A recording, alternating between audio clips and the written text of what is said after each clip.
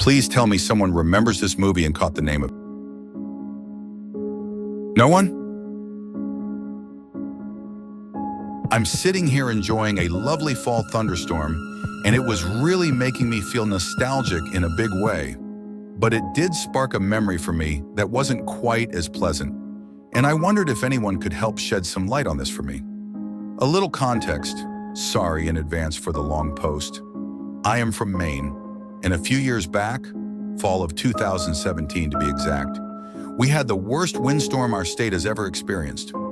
I won't go into too much detail about the storm itself, since a quick Google search will turn up plenty of information. Suffice it to say, it was bad. Now, I do love a good storm, and leading up to my husband and I eventually losing power, I had snuggled into my favorite hoodie and PJ bottoms, grabbed some hot cocoa, and invited our yellow lab up on the couch with me as I tried to find a good, cheesy romance movie on TV to lose myself in. Our reception wasn't the best, probably due to the storm, so I rescanned for channels and came across one I don't remember having seen before, or since for that matter. It looked like it was playing Hallmark movies, and I love those, especially on rainy or cold days. I can't remember the name of the movie, but it just so happened to take place, as many do, in a small town in Maine, and was probably something very generic and Hallmark sounding like A Romance in Maine, or A Very Maine Affair, or something LOL. I think I came in around the middle of the story, but it's never hard to fill in the missing details with these movies. The son, a rather strikingly handsome one, I might add, of a wealthy real estate tycoon, is sent to a small town in Maine to try to convince its residents to allow him to turn it into a commercial resort or something. He meets a lovely young woman who lives in the most adorable cottage connected to a lighthouse with her widowed father, who is the lighthouse keeper. And they have a dog, of course, because Hallmark. Predictably, the daughter and the real estate tycoon's son end up having to work together for some delightfully contrived reason, and they end up butting heads the whole time as she and her father have deep ties to the community and don't want to see it commercialized and ruined.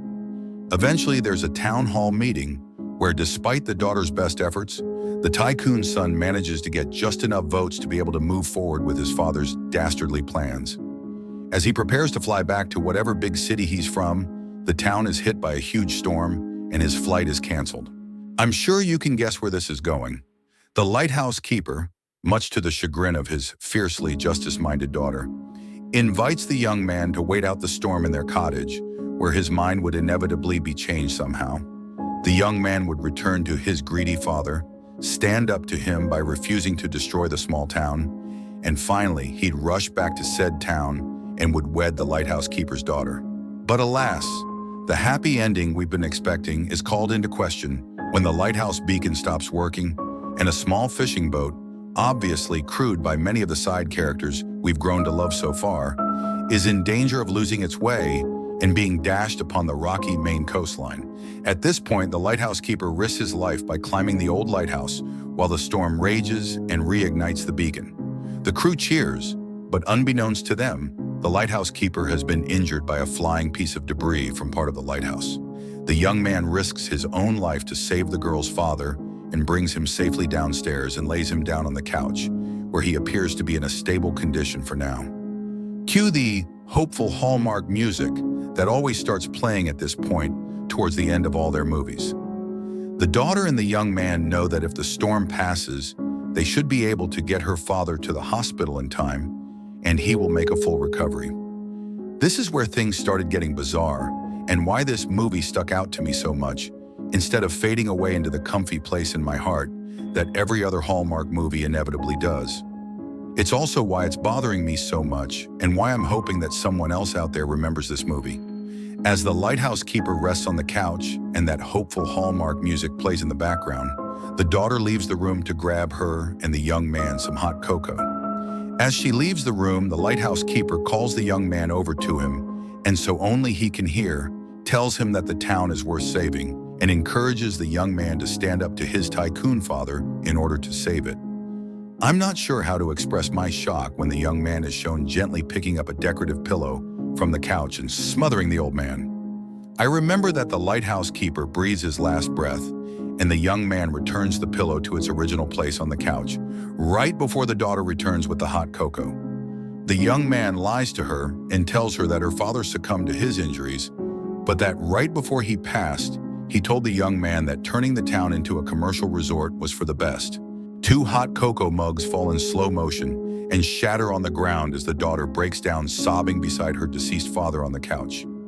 After a moment, she sniffs, wipes her puffy red eyes, gets up and climbs the stairs to the lighthouse beacon where, in the rain and the wind, she snuffs out the light. She then returns completely soaked, sits down on the couch, breaks the fourth wall, and stares in a catatonic state right at the camera for the remaining 20 minutes or so of the movie. All while that hopeful music remains playing in the background on a loop. I remember sitting for a long time just staring at the screen and trying to comprehend what I was watching. The only other thing I remember was that there were a couple of brief cutaways of her dog growling and barking for some reason, and the small fishing boat now wrecked on the shore. I never saw the young man in any other scene after the woman initially climbs the lighthouse stairs and comes back down. He was just completely missing from the movie after that. At that point, we lost power in our own home due to the real-life storm raging outside, so I have no idea what happened after that. When our power was restored a couple days later, this was a big storm, as I am sure some of you remember. I tried to find that channel but never could. I rescanned the channels with the TV remote, but could never find it. Please tell me someone remembers this movie and caught the name of it. Posted by You Gingerbread Woman, 86 September 30th, 2020. No one? Posted by You Gingerbread Woman, 8610 5/2020. Update. I don't know why this came back to me just now, but maybe this extra detail will help jog someone's memory. I mentioned the scene with the dog, but that scene in particular has been coming back to me in more vivid detail lately. I remember it was when the woman came back down the stairs in a daze. The dog seemed to sniff her suspiciously for a moment and then backed itself into a corner and started growling and barking at her, like it didn't recognize her and was scared of her. Posted by You Chosh Gingerbread Woman 86. October 9th, 2020. Another update. I'm really starting to worry that no one on this forum seems to remember this movie. This is a super active forum, so surely someone has some idea. Another user side chatted me and asked if I was certain that it was a Hallmark movie that I saw and not some horror movie. I remember having the same thought while I was watching it. I'm sure I remember glancing at the corner of the screen and seeing that all too familiar Hallmark crown logo, but I also remember there being commercial breaks and seeing the Hallmark logo appear prominently on the screen with that magical golden swish. You know the one I'm talking about. It was Hallmark. Since my first update, I remembered one other bizarre detail about the movie. I said before that the man, the tycoon's son, was completely gone by the time the lighthouse keeper's daughter went up the lighthouse stairs and came back down. I now recall that wasn't quite true. I'm not sure how or why I am remembering this now, but I recall that he was in the background the entire time, just standing in the far corner of the room facing the wall, out of focus and motionless.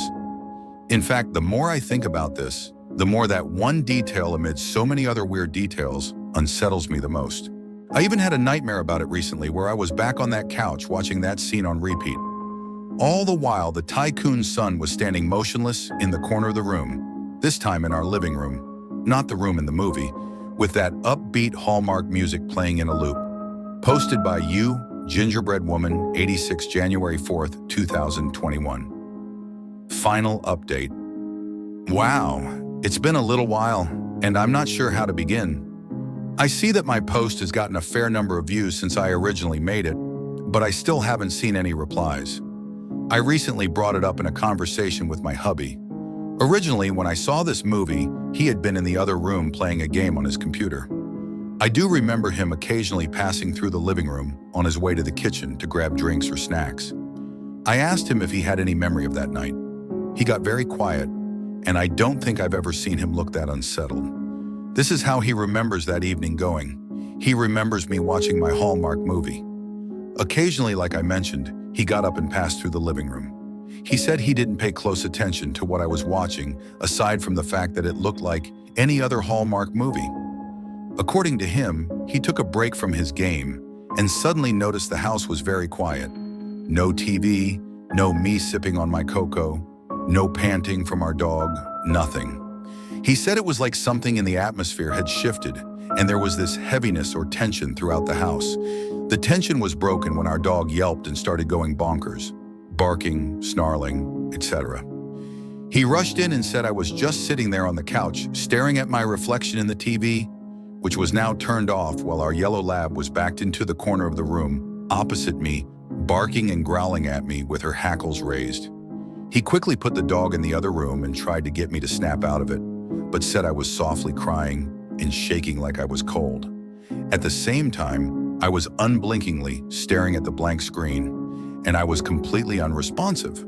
He said at first he thought I was having one of my manic depressive episodes, but that something just seemed really off, and the dog's reaction to me really scared him. I have no memory of this happening, and I asked him why he never brought it up.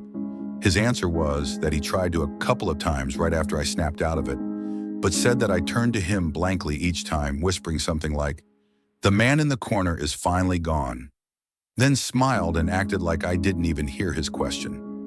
Learning all of this was alarming, as you might imagine, but the part that has worried me the most is that my husband paused after telling me all of this and admitted that he had been planning on bringing it up with me again.